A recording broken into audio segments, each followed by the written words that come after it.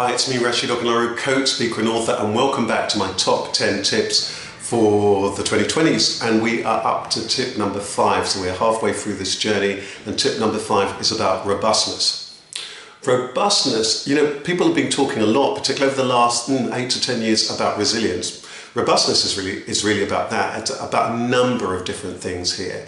Robustness is, yes, as it sounds, it's about being tough. It's about being having that bounce back ability. It's about being hard wearing. It's about being durability. It's about sustainability. It's about something that will last. It's about strength, robustness. And robustness, to me, is about, first of all, making sure that, in my books on trade, I talk a lot about adopting the attitude of an athlete. So for me, robustness comes first of all from studying your field, mastering your craft, being really good at what you do, being very, very thorough.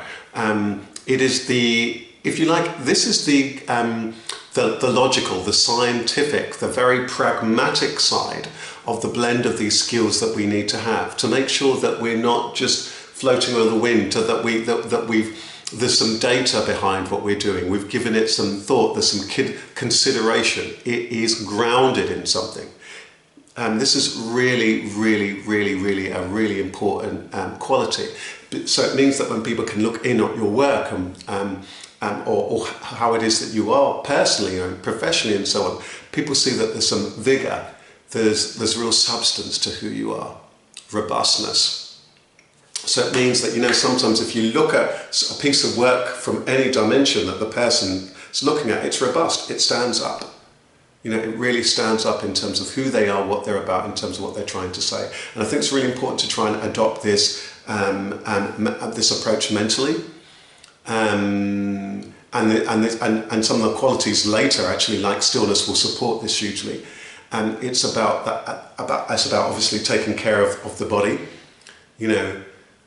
the stretching, the exercise, all of those things, and the diet, and these kind of things will mean that we are far more resilient. It will mean that we are taking care of ourselves insofar as we can. We all know that at different times the body will break down, that we have particular different challenges and circumstances, but this is really about taking care of oneself, mind, body, but also also in terms of spirit, actually.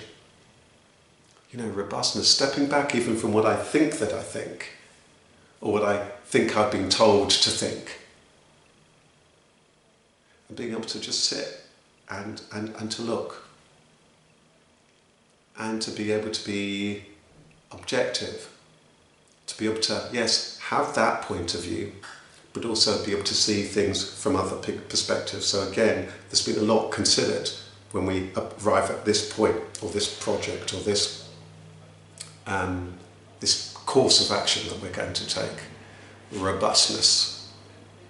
And I think the more that you embrace some of the qualities that we've talked about before, such as centeredness, such as readiness, such as openness, the more it's going to help you to arrive at this sense of robustness.